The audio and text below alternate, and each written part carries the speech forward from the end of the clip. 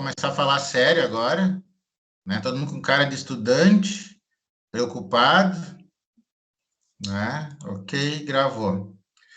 Então, pessoal, chegamos ao nosso 15º encontro de Auditoria 2, né? Primeiramente, vamos falar um pouco sobre a atividade prática, né?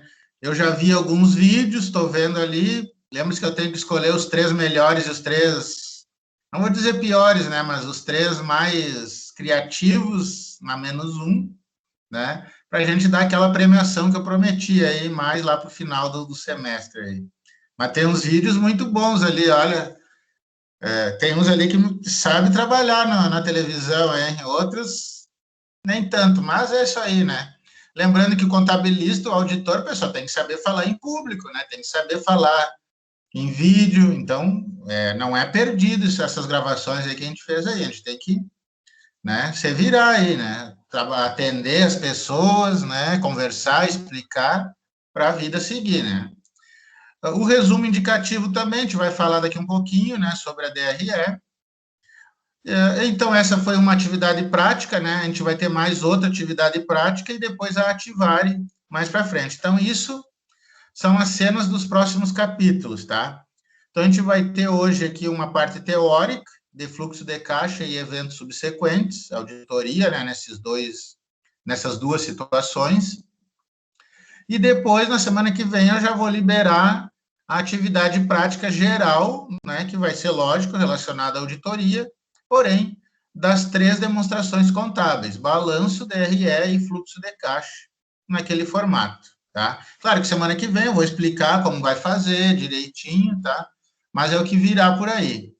E já quero, na semana que vem, largar também a parte teórica da Ativare, de grau B, para vocês terem aí disponível até ali aquela data de, deixa eu ver, 17 de julho, não, 22, dia 14 de julho, 15 de julho, isso aí, 15 de julho, o prazo máximo para vocês postarem, tanto a atividade prática quanto a ativar de grau B. Então, como a gente vai liberar isso semana que vem, vocês vão ter aí 3 semanas, praticamente, para fazer essas últimas atividades da Auditoria 2. Tá?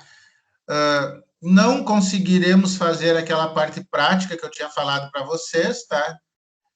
Tanto que eu nem fiz, né, aquele questionamento quem poderia durante a semana, de dia, né, participar, porque na verdade com essa questão aí da pandemia, uns liberam, outros não liberam, então fica complicado, né? Ficou complicado. Né, as nossas aulas aqui, no meu ponto de vista, isso desde o primeiro semestre do ano passado, quando a gente começou a ter aulas não presenciais, né? A gente perdeu um pouco, mas ganhou em outros aspectos, né? Eu concordo com o que a Letícia falou, né, no grupo de contábeis. A gente ganha tempo para algumas coisas, né? Perde alguma em relação a outros, mas esse é o sentido da vida, né? Nada é 100%, a gente tem que tentar escolher a melhor forma.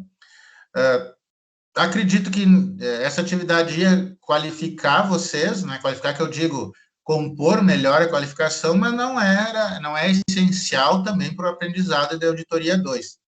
Porque, na verdade, a auditoria, né, é que nem investigação policial, como eu sempre falo, desde o semestre passado na cadeira de auditoria 1. A gente tem que conhecer a base, a legislação, no caso, como você faz os lançamentos, registros contábeis e procurar. Não adianta, é assim que funciona. A única coisa que tem que saber mesmo é fazer o parecer. Claro, o planejamento e o parecer. Porque aqueles testes, né, os procedimentos todos de auditoria são, né, planejamento, cálculo matemático, ligação para confirmar, carta para confirmar. Então, assim, são coisas que a gente não ensina, né? Agora nós vamos ensinar como fazer uma circularização. Não, isso aí é escrever, né? Escrever um e-mail, escrever uma carta, tá? Então, assim, não podemos fazer tudo aquilo que a gente poderia, porém, a gente não vai perder tudo aquilo que a gente poderia perder não tendo as aulas, tá? Então, a gente está se aproximando desse final. A auditoria 2, né, são 2 cadeiras, então, porque é um assunto interessante, né, para aprender, é uma das 4 técnicas, né, de contabilidade, para quem lembra de introdutória ou de teoria da contabilidade, é o registro, né, registrar, demonstrar, analisar e auditar. São as 4 técnicas contábeis. Então, a gente passa quase todo o curso registrando e demonstrando, né, fazendo os lançamentos contábeis e gerando as demonstrações. A gente passa 2 cadeiras auditando, e, na verdade, em contabilidade gerencial ou controladoria, a gente vê um pouco de auditoria e faz alguma coisa relacionada a isso. E analisando, a gente tem aquela disciplina lá, acho que alguns já fizeram, de análise das demonstrações contábeis, mas que também a gente vê em orçamento, vê em administração financeira. Então, essas são as 4 técnicas contábeis. A gente entendendo elas e entendendo mais ou menos a base do seu funcionamento, a gente vai aprendendo no dia a dia, né? Não é uma receita pronta. Na ciência social, contabilidade, a gente vai aprendendo no dia a dia, tá? É muita coisa que eu aprendi recentemente, tá? A diferença é que a gente, quando aprende e vê que vai ser útil, a gente tem que pôr em prática. Então, é assim que funciona, seja auditoria, seja custos, seja a parte de análise, né? Ou a contabilidade básica mesmo, de registro e demonstração, tá? Então, cenas para o futuro, né? Então, atividade prática é ativar, e semana que vem eu já. Atividade prática, com certeza, semana que vem. A ativar, talvez mais para daqui a uns 10 dias, né? Mas é só questões teóricas ali, objetivas, não precisa assim tanta urgência de liberar, tá? Mas atividade prática, sim, porque vocês vão ter um trabalho mais complexo, que eu vou explicar semana que vem, mas também não é nada novo, nada diferente do que a gente já vem fazendo aí há 2 semestres, né, praticamente, em auditoria 1 e auditoria 2, certo? Pessoal, resumo indicativo, demonstração de resultado do exercício. Vamos ver aqui, quem é que não falou hoje aqui? Camila Pitol, tudo bom, Camila Pitol? Oi, tudo bem? Camila Pitol, eu sei que tu leu, né, o resumo, fez, porque tu postou, né, então eu Sim. acredito que cada um fez individualmente, né?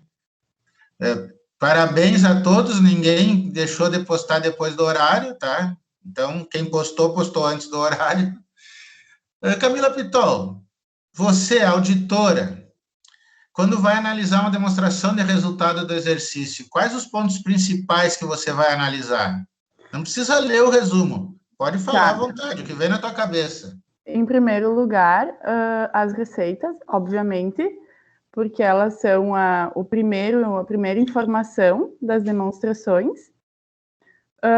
E depois disso, parece uma coisa corriqueira, mas é óbvia, mas precisa ser dita. As despesas que vão influenciar no resultado da empresa também são muito importantes, justamente porque vão influenciar no resultado. E esse resultado aí já envolve questões tributárias e tudo mais. Então, tudo isso tem que ser muito bem analisado e muito bem auditado para que se possa dar um parecer confiável, né? E que seja fidedigno às informações reais da empresa. Olha, só pelo fidedigno, tá de parabéns. Muito bom. É isso aí. Lisandra Giuriati, eu sei que você é uma aluna que fica nos bastidores, como você mesmo falou, mas complementando o que a Camila falou, tá? Que as receitas são importantes ali, a parte tributária, aquela parte toda operacional, não operacional. Em relação aos procedimentos, o que você vai fazer ou o que você faria para confirmar se aqueles valores de receitas que estão na DRE são reais?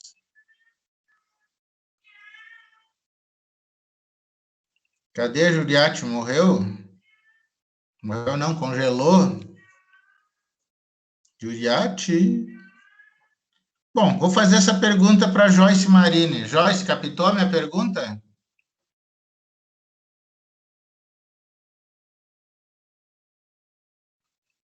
Essa tática aí é interessante, né? O pessoal faz que não escuta.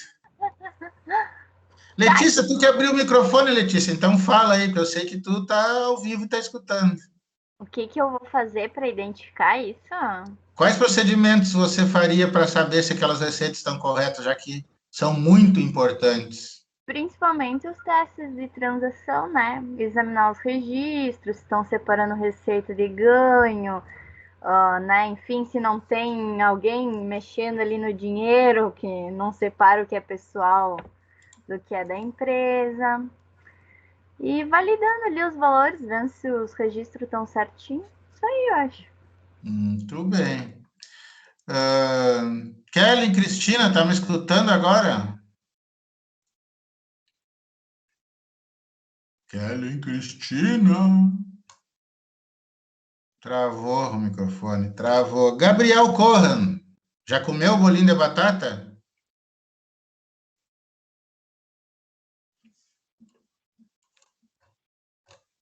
Pô, tá difícil. O pessoal quer ficar só na beira do fogo. Baldiceira, tu tá aí ainda? Eu acho que tu chama assim, quem tá na aula. Peraí, voltei. Ah, voltei. Então, Gabriel, Peraí, tu em dupla com a Baldiceira aí. som Tu e a Baldiceira agora TV. vão formar uma dupla, separada por alguns quilômetros de distância. Então, tanto para a Daiane quanto para o Gabriel. Em relação às despesas, elas são importantes em serem auditadas numa DRE ou não? Lógico. Muito bem. Então, começando por você que se manifestou primeiro, Gabriel. Por que é lógico? Agora travou. Baldiceira, ajuda o teu colega aí, tua dupla. Por Oi. que a análise da despesa na DRE é importante ser auditada? Porque ela vai influenciar para saber o meu ganho. Só isso? Na verdade, o principal, na verdade, de uma entidade é o lucro. Então, tudo tem que analisar as despesas para ver o que vale mais a pena. Muito bem. E numa entidade sem fins lucrativos, Daiane, que não visa o lucro, né? É importante auditar uma despesa numa demonstração de resultado? Olha, acho que eu travei também. Eu acho, professor, que em qualquer lugar é importante analisar as despesas, até mesmo sem fins lucrativos, bem como até na nossa vida pessoal, né? Qualquer situação. Muito bem. O Gabriel, né, para não ficar travado, perdido aí. Em relação às despesas, quais na tua opinião, né, seriam assim as primeiras que tu iria auditar se tu fosse fazer esse trabalho? Bom, primeiro vamos dizer assim, salários, contas de luz, água, energia, tipo as diretas, né? Sim, né? E por que seriam essas aí? Porque elas têm um valor agregado no montante final, né? Geralmente são as mais relevantes, as mais importantes. Muito bem. Então, assim, pessoal, né? Como a gente viu e vocês fizeram ali o resumo indicativo, né? Todo e qualquer ponto de uma demonstração de resultado é importante ser analisado, ser auditado. O que vai definir as prioridades? É aquilo que a gente já vem vendo há algum tempo.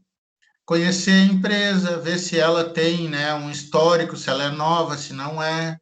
Então, eu já conhecendo a empresa, por exemplo, já facilita o meu planejamento, já verifica se já me vem à mente se o controle interno é forte ou se é frágil. Então, a gente vai direcionar a auditoria das receitas e despesas de acordo com o meu conhecimento. Claro que se eu vou numa empresa que eu nunca fiz o trabalho, eu não pesquisei, não conheço, bom, aí é um trabalho que a gente vai começar detalhe por detalhe, ou, né, dos valores maiores para os valores menores. Lembrando que a auditoria, né, ela não faz tintim por tintim, ela faz análises de fatos relevantes que possam comprometer os princípios contábeis, né? Então, nem sempre uma divergência, uma diferença é passível de apontamento de auditoria. E isso, tá, pessoal, em qualquer área, tá? A gente trabalha muito, tem muito, até porque o curso direciona para isso, né? Para trabalhar com empresas que visam lucro. mas o terceiro setor, que são as entidades assistenciais, associações esportivas, né, qualquer organização que não tenha fins lucrativos, e o primeiro setor, que é a área pública, as auditorias têm esse mesmo preceito, tá? Em vez de lucro, você dá o nome de superávit, em vez de prejuízo, você dá o nome de déficit, mas o raciocínio, os princípios contábeis são os mesmos para todas essas áreas. Então, por exemplo, no terceiro setor, uma ONG que vive de doações, né, dos contribuições dos cidadãos, por exemplo, tem que analisar se ela está gastando corretamente, se as despesas são reais, porque aonde tem ser humano, tem possibilidade de problema. E como temos ser humanos em todas as áreas, em todas as partes, a possibilidade é imensa de ter problema. Não necessariamente de má fé, às vezes é de falta de conhecimento, e aí que entra o trabalho essencial da auditoria, né?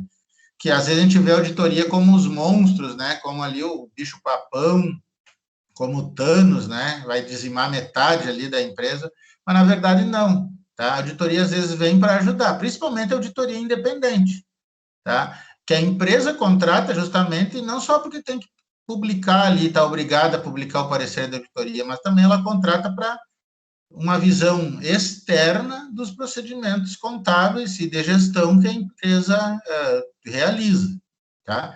Na administração pública, o que o Tribunal de Contas faz, também, o tribunal não manda prender, não manda soltar, né? Porque quem aprova as contas após a auditoria é o legislativo, então não adianta o auditor do tribunal vir aqui e falar, as contas da contador Tchualha ali tá errada. Tá, mas se a Câmara de Vereadores de Bento, o Legislativo, disser que não, que eu acho que está certo, é essa opinião que vale. Claro que, às vezes, né, o tribunal aponta, o Legislativo não vai contra. Mas os próprios auditores do tribunal, eles estão preparados, né, não sei se estão, mas são preparados para ver os fatos mais relevantes, aqueles fatos que não comprometem, aquilo que dá para fazer ou não. Tá? Então, o trabalho da auditoria, ele é útil em qualquer área, tá? Não necessariamente só numa empresa que visa o lucro. Claro que numa empresa que visa o lucro tem toda essa questão aí que a gente falou agora, das receitas, despesas, a questão da tributação, né? Porque se tu tá com a receita errada, ou incorreta, melhor dizendo, né? Ou a despesa incorreta, vai influenciar o lucro, e influenciando o lucro é aquela questão da tributação, né? Então, basicamente, pessoal, a demonstração de resultado é isso aí, tá? Alguém quer fazer algum comentário a mais sobre auditoria na demonstração de resultado?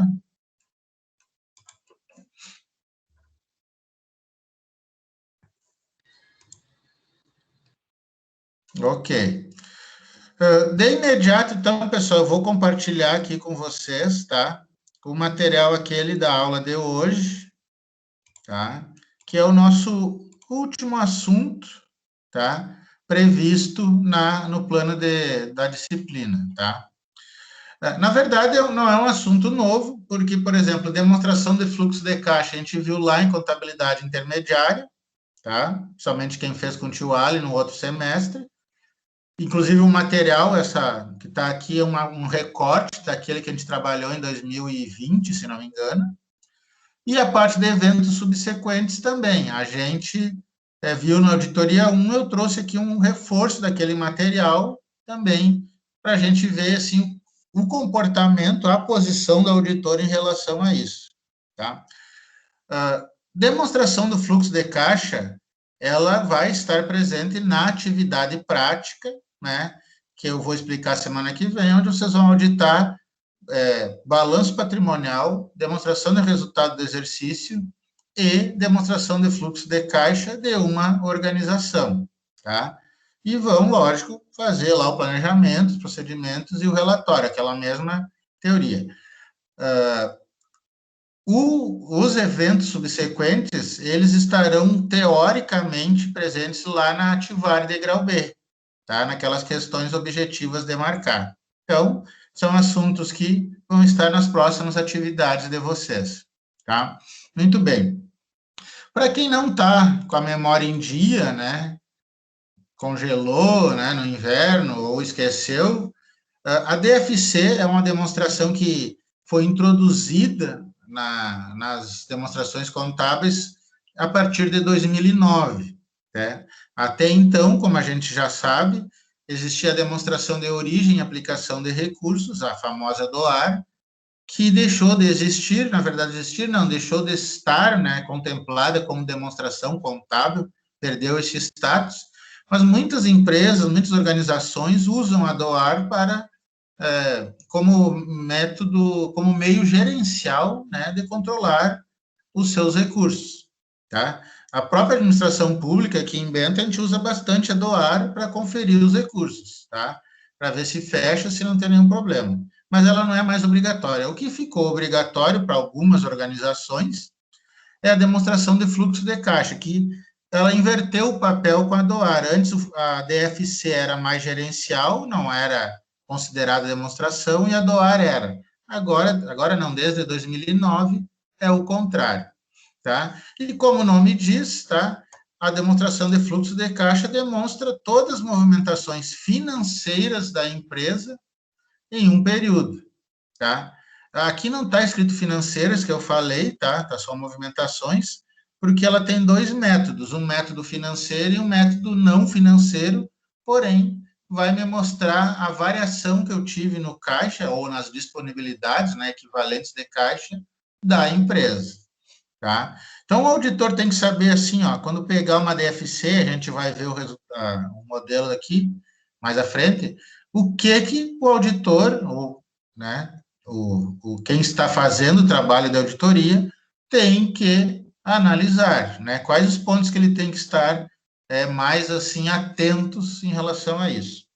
A primeira coisa que o auditor tem que saber, assim, ó, se a empresa que ele vai auditar está obrigada ou não em apresentar a DFC, tá? Porque obrigação mesmo é aquela padrão, né? Balanço patrimonial e demonstração de resultado. Aí as outras demonstrações contábeis vai depender do tipo da empresa, do montante que ela movimenta, entre outras situações. Só corrigindo, tá, pessoal? Não é 2009, né? Foi 2007 que foi introduzida pela Lei 11.638 a DFC. É que teve alteração em 2007, 2009 e 2011, tá? Então, mudou bastante coisa em relação à lei lá de 76, a 6404. Bom, então, se eu vou auditar uma empresa de capital aberto, tipo sociedade anônima, tá? Ou que tenha um patrimônio acima de 2 milhões, essas empresas estão obrigadas a apresentar anualmente, claro, né, a DFC. Tá? Além delas, a lei trouxe que pequenas e médias empresas também devem apresentar a DFC. Então, dá para dizer o seguinte, né? Que além da importância gerencial, que ela já existia antes de 2007, ela tem importância fiscal, porque praticamente todas as empresas, então as únicas que ficam de fora aqui são as microempresas, tá? Ou as empresas de pequeno porte. A restante, quase todas, a não ser que não movimente 2 milhões, né? Mas isso aqui é o ano, tá? Movimente não, que não tenha patrimônio de 2 milhões, tá? Aí não está obrigado. Mas lembre-se, né? Não estar obrigado não significa que não possa apresentar, tá? Quem está obrigado deve, as outras podem apresentar. Então, esse é o primeiro questionamento do auditor na hora do seu planejamento. A empresa está obrigada a apresentar a DFC ou não? Então, dando já um spoilerzinho da atividade prática, né? Lá no cabeçalho da atividade prática vai estar escrito como é que é a empresa, né? As suas informações principais. Ali já vai estar escondida não, mas nas entrelinhas, vai estar a dica se aquela empresa vai precisar fazer a DFC, apresentar a DFC ou não, tá? Spoilerzinho para vocês. Bom, e a DFC, tá? Ela tem dois métodos que podem ser apresentados, o método direto e o método indireto. Então, para quem lembra, o método direto são colocados todos os pagamentos e recebimentos que aconteceram, tá? Então, é realmente a saída e entrada de dinheiro, tá? Que eu vou colocar no método direto. Já o método indireto vai demonstrar a variação do caixa e seus equivalentes, porém com as informações que não são entradas e saídas de dinheiro, são aquelas outras mudanças que complementam o balanço. Então, usando uma metáfora simples, né? Vamos dizer que eu tenho um copo com água, tá? Não vamos colocar pela metade, né? Porque isso é copo pela metade é outra, meio cheio, meio vazio é outra metáfora. Mas vamos dizer que o copo tem um pouquinho acima da metade, acima do meio com água. O método direto é eu mostrar ali como que a água entrou ou saiu daquele copo, tá? Então, é eu enchendo o copo com uma garrafa ou com uma jarra d'água, ou eu tomando a água ou jogando no chão. Então, é o movimento da água que é o método direto, ou seja, o movimento do dinheiro, a entrada ou a saída. Já o método indireto, eu vou ter que explicar como que a água saiu do copo sem usar o que eu fiz antes, que era derrubar ou tomar. E aí a única maneira que pode ter é a água ter evaporado, né? Lembrando um pouco lá das ciências do ensino fundamental. Então, o método direto ele vai demonstrar como a água saiu de forma anormal, não com saída ou entrada de dinheiro no método direto, e sim com a sua evaporação. Aqui no método direto eu vou colocar tudo aquilo que entrou e saiu que não esteja relacionado ao movimento normal, que é o dinheiro, tá? Ela é meio complicado, né? Porque a gente não vê todo dia, mas é tranquilo aqui. A gente não vai construir, né, a DFC, a gente vai entender quais as partes principais. Bom, aqui tem o primeiro exemplo, tá, do método direto. Então, eu tenho aqui a informação, né, beleza. Em 1º de janeiro, a empresa tinha R$25 mil em disponibilidades. E aí, quando terminou o primeiro quadrimestre, né, aliás, durante o quadrimestre, aconteceram esses movimentos aqui. Então, isso aqui é só para a gente lembrar. Aqui eu tenho a demonstração de fluxo de caixa. E para quem esqueceu ou não sabe, ela é dividida em 3 grupos, 3 partes. Atividades operacionais, atividades de investimento e atividades de financiamento. Então, a segunda coisa que o auditor vai verificar quando está fazendo o seu trabalho é se a estrutura da DFC está separada por operacional, investimento ou financiamento. Segunda coisa, porque a primeira coisa é o quê? Verificar se a empresa está obrigada ou não a apresentar essa demonstração. Tá? Bom, né, atividades operacionais é aquela parte principal, né? É o coração da empresa, é para que toda empresa vive. Dependendo se visa o lucro ou não, aqui é as entradas, método direto eu estou falando, então isso aqui são de valores que entraram ou saíram, tá? Então, atividades operacionais são aquelas partes que estão diretamente relacionadas ao objetivo da organização. Se é um clube esportivo, por exemplo, vamos dizer, um clube de cricket, né? É contratar atletas e subsidiar o treinamento e as competições desses atletas. Tá? Não visa o lucro, mas a atividade operacional é essa, cricket.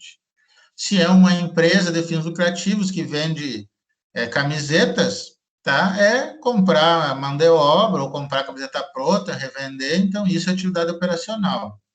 E na administração pública, a atividade operacional é aquilo que está relacionado com o seu poder. Então, se é um município, são os tributos municipais e os gastos que ele tem na manutenção das áreas do município, ou da educação ou da saúde, de todas as políticas públicas. Então, isso é atividade operacional, é aquilo que está relacionado diretamente ao objetivo. Então, a terceira coisa que o auditor tem que ver é verificar se dentro das atividades operacionais, todas as informações que constam ali estão relacionadas a essa atividade. Então, aqui, de maneira genérica, né, eu tenho valores que eu recebi de clientes, valores que eu paguei a fornecedores, está negativo ali, pagamento de aluguel, pagamento de salários e encargos. Então, clientes lembra vendas, então é a minha atividade operacional. Fornecedores é aquilo que eu compro para o meu estoque, tá? Independente se é pronto ou matéria-prima, então também é operacional. Aluguel, bom, será que esse aluguel aqui é do local da minha fábrica ou da minha empresa? Bom, se é, realmente é atividade operacional. Então, o auditor poderia verificar a documentação para ver se esse aluguel aqui, qual é o endereço, se é o endereço da empresa. Porque vamos dizer que ele pague um aluguel da casa do dono da empresa. Então, já feriu vários princípios contábeis, né? Primeiro, é o princípio da entidade, que eu não posso misturar os patrimônios. Depois, a questão do princípio da oportunidade, que não é um registro contábil aqui, tá? Então, o que não está tão claro como atividade operacional é aquilo que eu vou auditar primeiro, fazer os testes, os procedimentos contábeis, de auditoria, melhor dizendo, né? Para verificar. E, lógico, salários e encargos, como o Gabriel falou ali, né? Em relação à DRE, mas aqui também ele consta, né? Estão quase que relacionados a atividades operacionais. Claro que eu vou ter que ver aqui também, se eu não estou pagando nenhum funcionário fantasma, se eu não estou pagando ninguém que está fora de trabalhar na empresa. Então, dentro da DFC, método direto, atividades operacionais, eu tenho que, primeira coisa, verificar se as informações ali estão relacionadas com as atividades operacionais e, claro, no nosso caso aqui, verificar se as informações fecham com esses valores aqui. Então, teste de transações e saldos, investigação, confirmação, né? Tudo ali que a gente já vem vendo desde o início do semestre, tá? Sobre atividades operacionais, pessoal, no método direto, alguma dúvida, alguma pergunta, algum comentário? Por enquanto, não.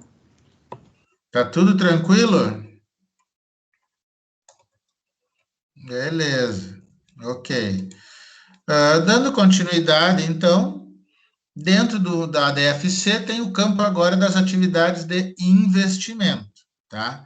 O que são atividades de investimento, tá? Apesar do nome às vezes confundir, investimento é aplicar o dinheiro no banco, na bolsa de valores, né, num título de crédito, não. Aqui é demonstração contábil. Então, contabilmente, o que é investimento?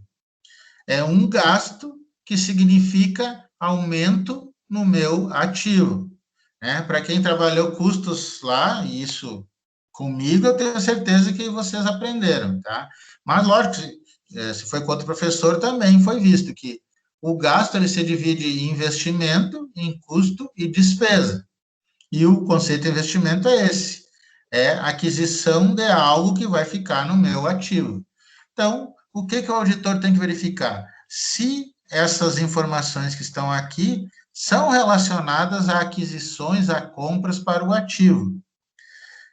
E não é só no ativo não circulante, como esses dois exemplos, né, móveis e utensílios e máquinas e equipamentos, mas pode ser o circulante, basicamente estoques, por exemplo, né, compra de estoques. Tá? Claro que a compra de estoque, se eu estou usando né, no dia a dia das atividades e vendendo, dificilmente ele vai aparecer aqui, tá? Porque ele vai estar aqui em fornecedores. Porém, não é, como eu disse, só ativo não circulante, é qualquer aquisição que vai ser ativada, tá? Então, nesse exemplo aqui, temos compra de móveis, compra de máquinas, ok. São atividades de investimento. E, lógico, estão diminuindo o valor, porque representou saída né, de dinheiro do meu caixa. Né? Comprei o móvel, então o móvel entrou e o dinheiro saiu. Então, atividades de investimento não são tão relevantes quanto as atividades operacionais, né? Porém, se o auditor achar, pela sua experiência ou por alguma conferência que não tem o documento, a nota fiscal de aquisição, ou que os valores não fecham e sejam relevantes, poderemos, claro, apontar isso nos meus papéis de auditoria. Tá?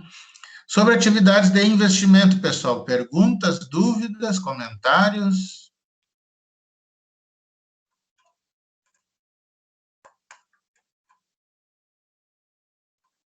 Nada?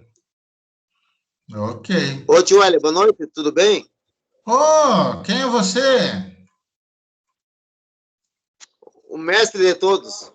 Ah, tá. Tudo bem, então. O mestre e o humilde, né? Com certeza. Isso aí. Tio Hélio, me diz uma coisa. Esse trabalho, tu comentou antes, que eu estava aqui assistindo na aula, tu vai já postar ele para fazer já semana que vem? Não, eu vou, semana que vem, eu vou liberar, e na aula da quinta que vem eu vou explicar passo a passo o que é que vocês vão fazer na atividade prática. Aí vocês vão ter até lá o meio de julho, né, a semana 19, para postar, tá? Mas semana que vem, não te preocupa agora. Não, sim. E aí nós vamos fazer esse trabalho e mais a ativar, só esses dois? Só esses dois. Tá. E aí acabou-se. Sim. Ok, prosseguindo então, pessoal. Então, atividades, e a última parte, né, da DFC, atividades de financiamento. Então, essa sim representa a parte financeira, de mercado de valores.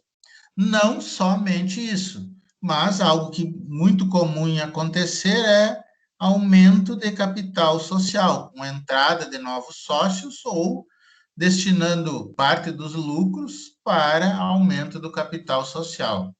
Então, dentro desse grupo, o auditor tem que verificar realmente se é uma atividade de financiamento e se o valor está registrado. Então, nesse caso aqui, aumentou o capital social, beleza. O auditor não precisa se preocupar se foi da entrada do novo sócio ou se foi do lucro. Agora, ele tem que ver se esses 500 mil aqui está aditado, né, foi acrescido ao contrato social original. Tá? E se foi, aí sim ele pode ver se foi do lucro ou se foi da entrada do novo sócio. E se foi da entrada do novo sócio, tem que verificar se tem todos os dados, as informações ali desse novo sócio, para ver se ele é real. Se for o caso, pode até fazer uma circularização com esse novo sócio, tá? Com isso, tá, pessoal? É a DFC, atividades operacionais. Lembrando que cada atividade tem um subtotal, que é basicamente a soma, então, teste de transações e saldos, tá? Em cada um deles. E no final, eu vou ter o caixa, no final não, mas quase perto do final, eu vou ter o caixa líquido do período, que é o quê? A soma das três atividades. Então, por exemplo, nesse caso aqui, ó, menos 130, menos 300, mais 500, me deu um caixa líquido positivo de 70. Como o saldo inicial era 25, o saldo final é 95, né? 25 mais 70. Então, pode ser que, às vezes, a empresa faça tudo certinho, mas um tio Ali lá qualquer digite um número errado. Isso acontece, digitar o número errado com pressa, às vezes, né? Dedo gordinho, que nem o meu. Então, o cálculo, né, os testes de saldos também, né, se não encontrou nada aqui, dá para fazer a conferência e verificar, tá? Lembrando que, né, fatos relevantes, tá? Não vou fazer um apontamento, às vezes, por R$1, tá? A não sei que esse R$1 represente ali um percentual alto dentro da demonstração, tá? Mas isso aí é hipotético, tá, pessoal? Mas acontece. Então, pessoal, sobre os principais pontos que eu tenho que auditar na demonstração de fluxo de caixa método direto, algum comentário, alguma pergunta? Estão anotando? Se não estão, é lógico, a aula está sendo gravada e vai ser útil lá na atividade prática. Claro que semana que vem eu vou revisar de novo, mas, né, quanto mais anotações eu tiver, melhor. E mais dúvidas sanadas, melhor, né? Dúvidas, perguntas aí, alguma coisa?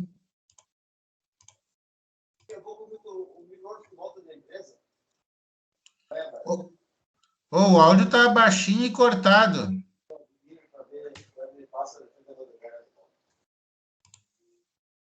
Pô, não entendi nada. É o Gilvan que está falando? Nem sei se é comigo que o Gilvan está falando também.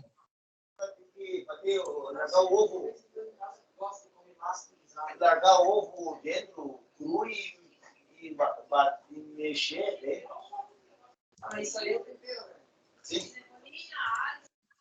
Acho que nem é comigo que o Gilvan está falando, mas tudo bem. Prosseguindo então, pessoal, tá? E aí nós temos também, né, dentro da FC, o que eu falei ali, o método indireto. Então, tem as informaçõezinhas aqui, com essas informações, essa DFC foi construída.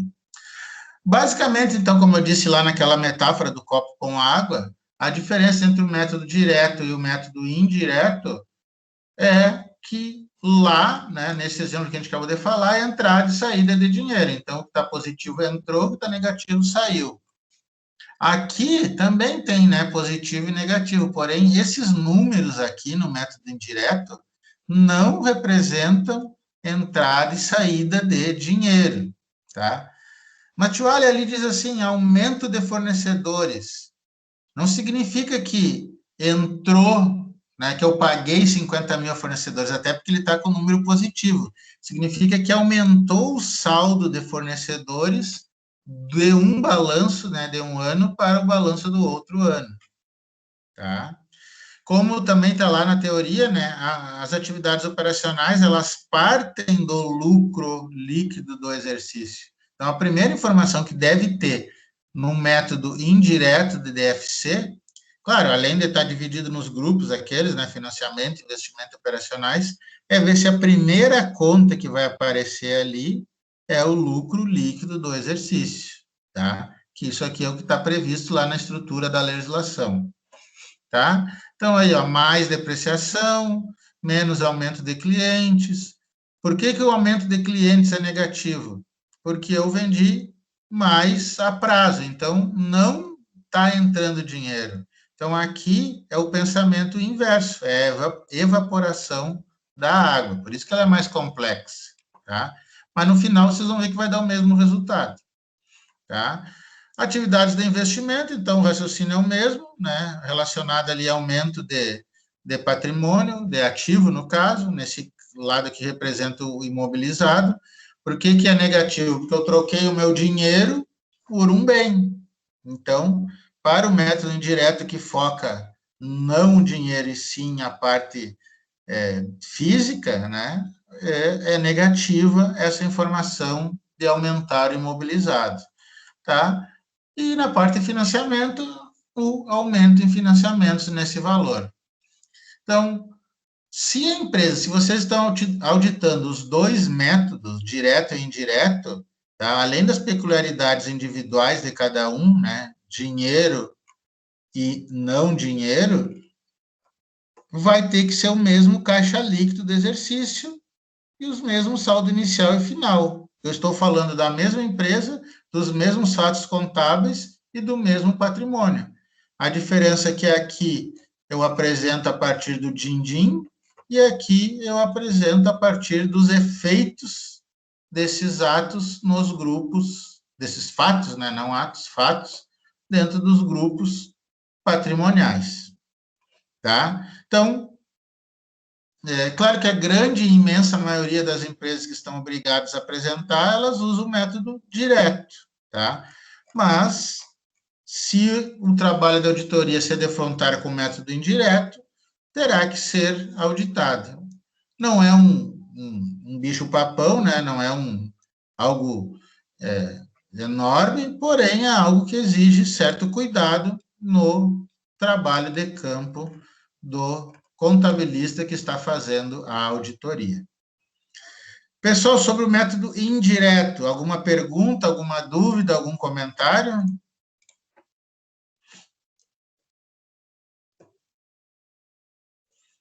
Tudo certo, Sartori?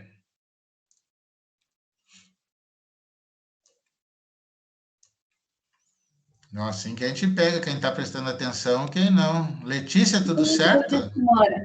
Eu dei uma saidinha para colocar sabão em pó na máquina. Sabão em pó na máquina? Meu Deus, mas que luxo máquina de lavar em casa, hein? Na máquina de lavar roupa. Não, mas eu só lavo roupa uma vez por semana, né? Para economizar, e até porque no inverno a água é gelada. Na cada louco, né? Com a sua mania. Bom, pessoal, então, a parte teórica da DFC é essa, né? A gente não vai fazer uma parte prática, porque, assim, isso aqui é bem tranquilo, tá? Por isso que ela vai estar incorporada à atividade prática, e aí sim, na atividade prática, eu vou, né, a partir das informações, dar aquelas dicas do que vocês precisam fazer sobre auditoria em demonstração do fluxo de caixa. E continuando o nosso material aqui, nós chegamos na parte dos eventos subsequentes. Então, tudo que a gente viu até agora, né, é o planejamento e o trabalho de campo. E, claro, né, a emissão a confecção do parecer de auditoria. Porém, tá, entre o término do trabalho de campo e a data da emissão do parecer, existe um período de tempo que acontece, tá? O parecer da auditoria, ele não é lançado no último dia do trabalho de campo, tá?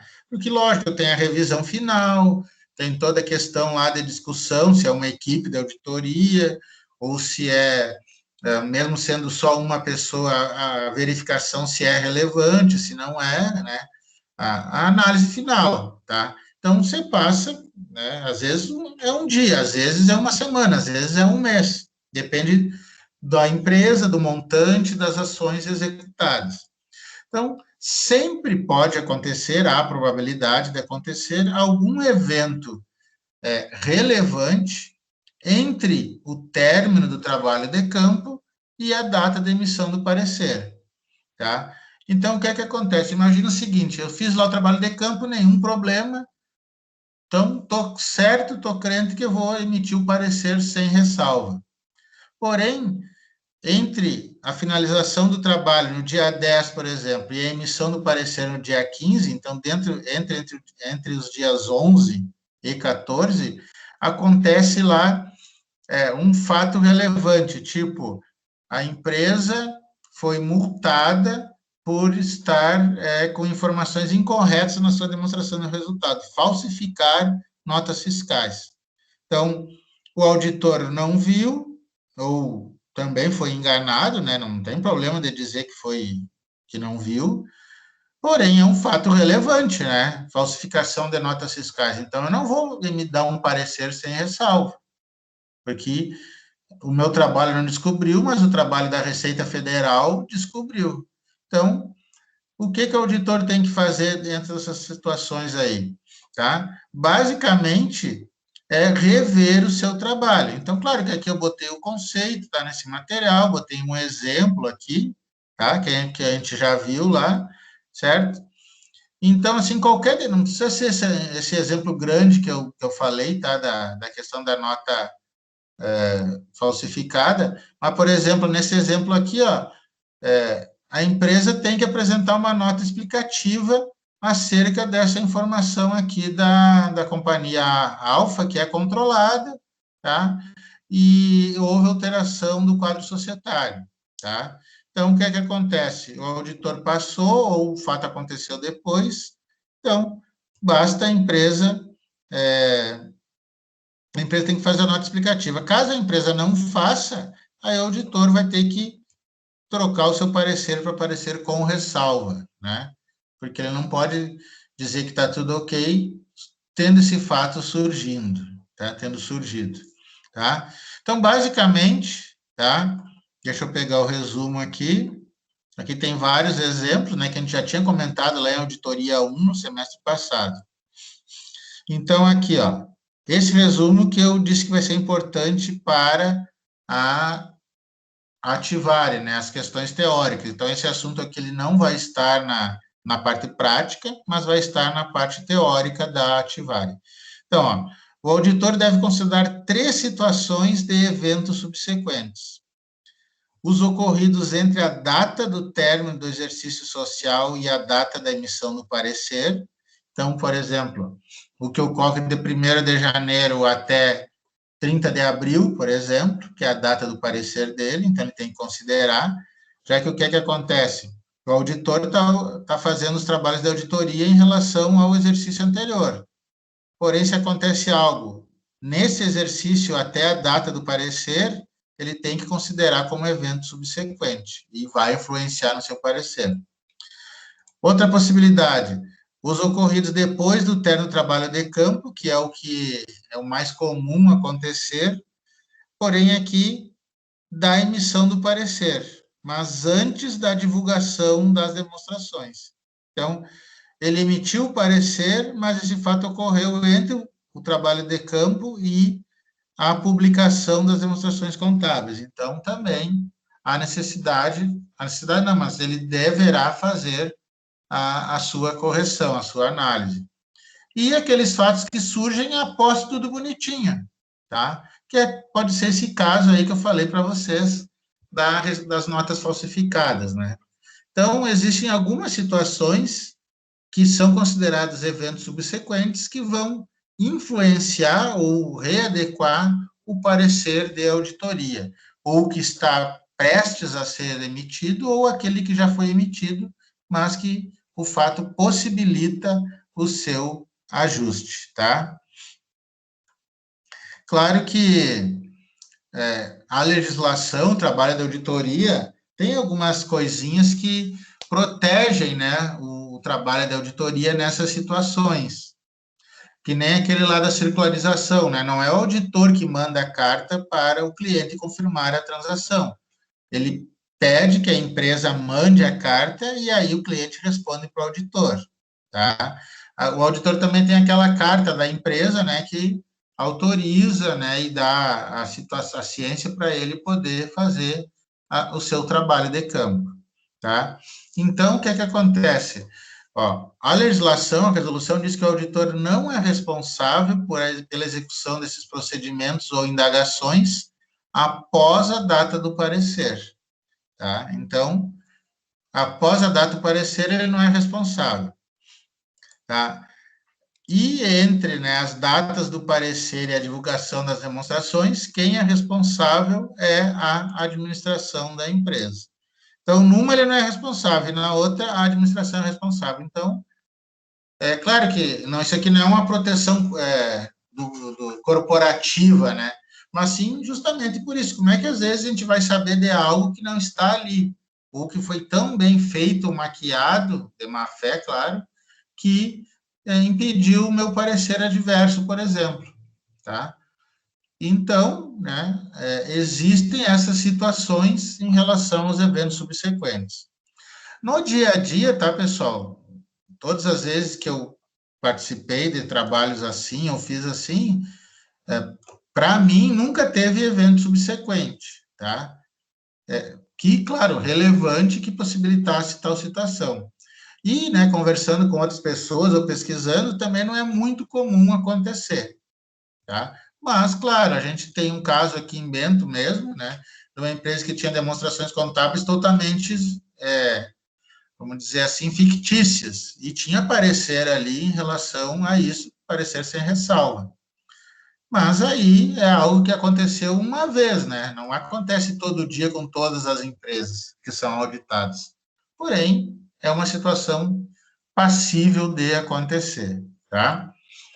Aqui, por fim, né, tem esse quadrinho que vai ser muito útil, né? Mais um spoilerzinho lá para a questão teórica da Ativari daqui a 3 semanas, né? Aliás, 3 semanas não, a data da postagem, mas assim que estiver liberado, vocês já vão poder fazer. Então, identifica, né, de quem é a responsabilidade e qual fato aconteceu para vocês enquadrarem a responsabilidade de cada um dentro, se foi entre as datas das demonstrações de parecer, se foi após a data do parecer, tem aqui o responsável, tá? Sobre eventos subsequentes, pessoal, alguma dúvida, alguma pergunta, algum comentário?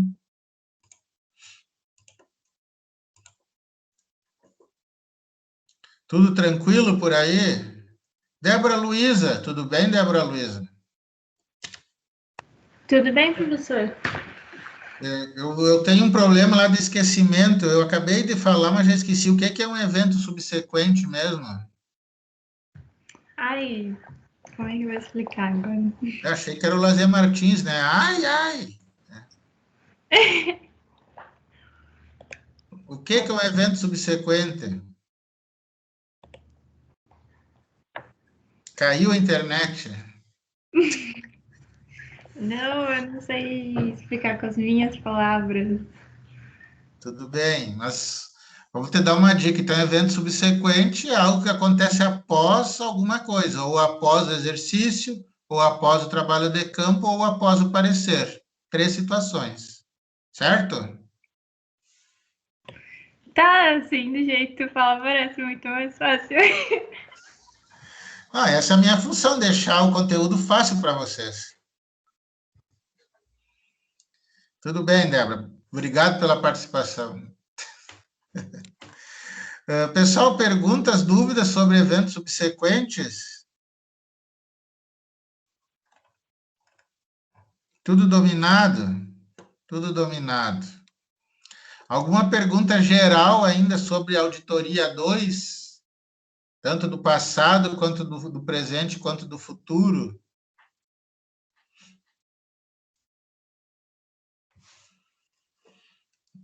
Aqui, tem gente que entrou depois aqui. Vamos ver aqui. Lucinara, tu tá aí, Lucinara?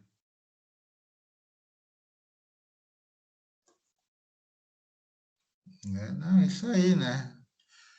Tudo tranquilo, né? Não vou pressionar vocês, até porque eu nem boto pressão em vocês para fazer as coisas, né? Eu confio no trabalho de vocês. Quando que eu botei pressão em vocês? Nem precisa falar. Tô aqui, tio Ali.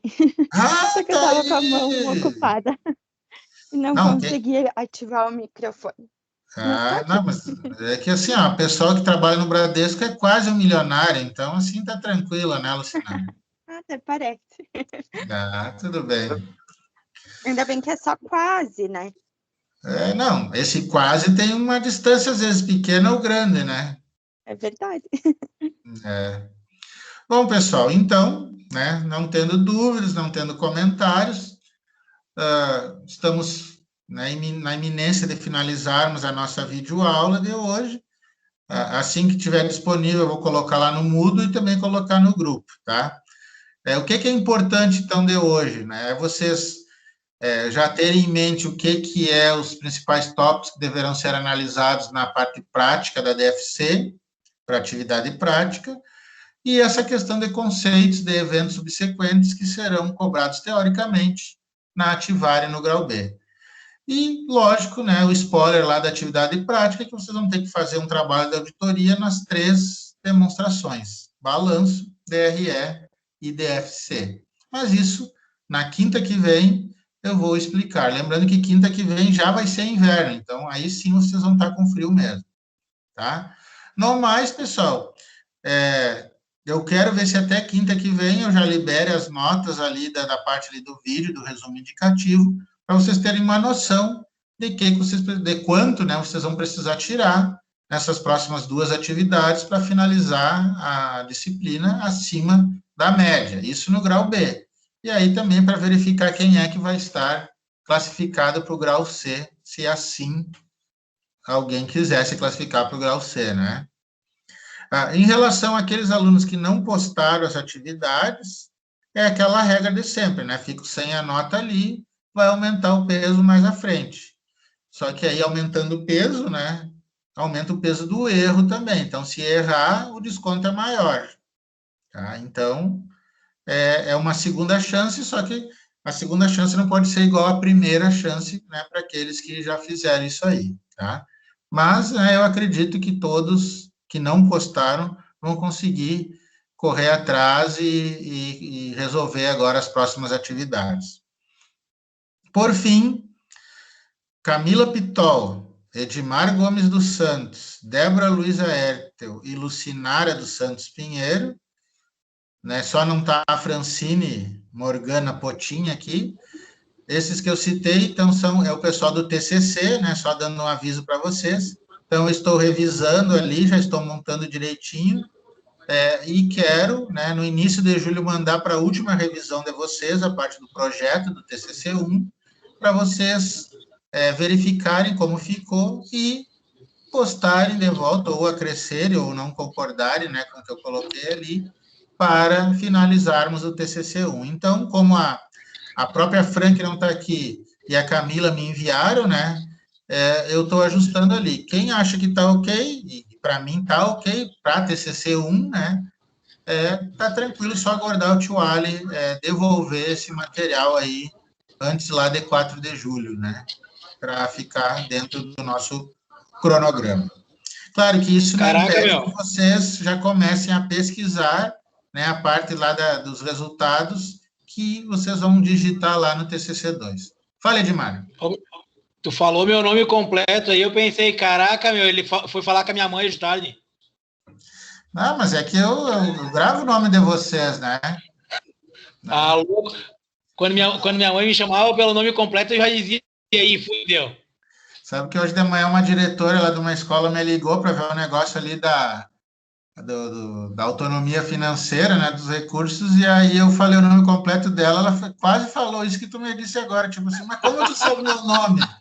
Eu digo, bom, tu é diretora, né, tu tem um nome completo aí de fácil acesso.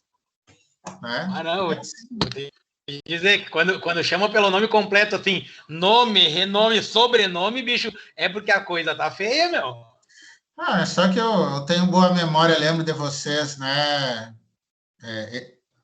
Edmar, tinha quase esquecido. Piada sem graça, padrão tio Ali. Então, pessoal, muito obrigado, tá? Encerramos por aqui, não temos atividade.